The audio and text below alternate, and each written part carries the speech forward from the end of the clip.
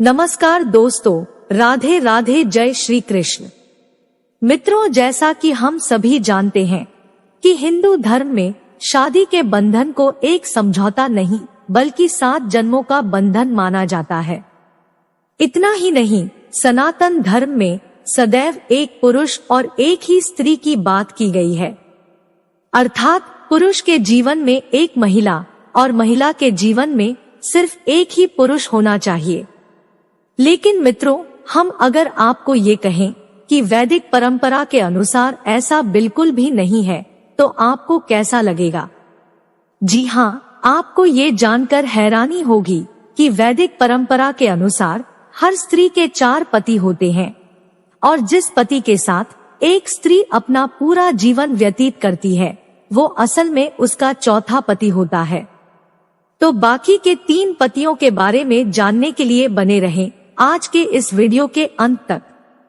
नमस्कार और स्वागत है आप सभी का आपके अपने चैनल एक बार फिर। मित्रों, हिंदू धर्म में व्यक्ति के जन्म से लेकर मृत्यु तक 16 कर्म अनिवार्य बताए गए हैं, जिन्हें 16 संस्कारों के नाम से भी जाना जाता है। लेकिन विवाह संस्कार की बात करें तो कहा जाता है कि जीवन में विवाह सिर्फ एक बार ही होता है और सिर्फ एक ही इंसान से किया जाता है। इसके अलावा हिंदू विवाह में 7 अंग का भी बहुत महत्व है। 7 जन्म से लेकर 7 फेरे और फिर शादी के 7 वचन भी कहे जाते हैं।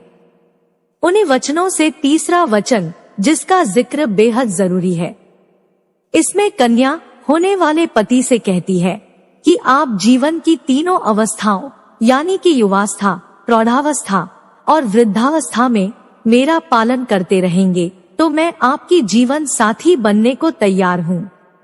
अर्थात हर अवस्था में ये कन्या अपने पति की जीवन संगिनी होती है।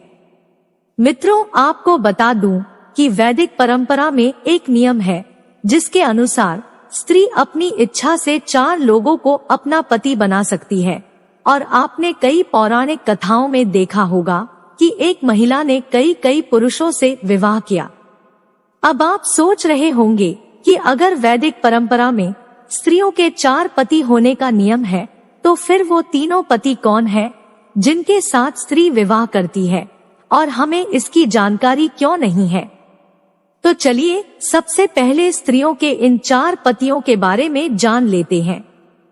मित्रों, विवाह के समय होने वाले रीति रिवाजों में सबसे पहले कन्या का अधिकार चंद्रमा को सौंपा जाता है। इसके बाद विश्वावसु नाम के गंधर्व को, और फिर इस कन्या का अग्निदेव के साथ भी विवाह संपन्न किया जाता है। फिर अंत में उसका विवाह उसके पति से किया जाता है। अब आपके मन में सवाल उठ रहे होंगे कि अगर ऐसा है तो फिर हमें इसकी जानकारी क्यों नहीं है? दरअसल मित्रों, विवाह के दौरान पंडित जी जिन मंत्रों का उच्चारण करते हैं वो संस्कृत में होते हैं और हम में से ज्यादा लोगों को संस्कृत समझ में ही नहीं आते हैं।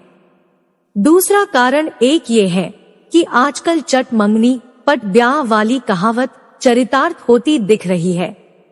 अधिकतर शादियों में देखने को मिलता है कि लोग शादी के लिए सजावट से लेकर अन्य कामों पर काफी खर्चा करते हैं, लेकिन पंडित जी द्वारा करवाए जा रहे विधि विधान में जल्दी करते हैं और उन्हें दान देने में भी संकोच करते हैं। यहाँ तक कि विवाह में ऐसे पंडितों को बुलाया जा रहा है जिन्हें संस्कारों और धर्म का ज्ञान तक नहीं है। ऐसे में विवाह पहले की तरह यानी कि सभी रस्मों से नहीं हो रहे। शायद ये भी वजह हो सकता है कि पंडित अब इन 4 पतियों के बारे में सबको नहीं बताना चाहते। चलिए अब ये जानते हैं कि आखिर वो क्या कारण है जिसकी वजह से एक स्त्री का विवाह चंद्रमा, विश्वावसु और अग्निदेव से किया जाता है। तो इसका जवाब आप ऐसे समझिए कि वैदिक परंपरा के मुताबिक एक स्त्री को 4 पति रखने का अधिकार मिला है, लेकिन इससे समाज में अव्यवस्था फैल सकती है, जिसे देखते हुए ऋषि श्वेत केतु ने इस परंपरा में बदलाव किया। एक पौराणिक कथा के अनुसार ऋषि श्वेत केतु ने ही उस समय महिला और पुरुषों को यौन संबंधों में मिली आजादी पर प्रतिबंध लगाया और एकल पति पत्नी विवाह की प्रथा को जन्म दिया। दूसरी तरफ वैदिक परंपरा को जीवित रखने के लिए महिला का विवाह तीनों देवताओं से करवाया गया, ताकि 4 पतियों की पत्नी होने का अधिकार भी सुरक्षित रहे और समाज में व्यवस्था भी बनी रहे। तो मित्रों, अब तो आप समझ गए होंगे कि एक स्त्री के 4 पति क्यों होते हैं। अगर आपको हमारी आज की वीडियो पसंद आई होगी तो इसे एक लाइक करें।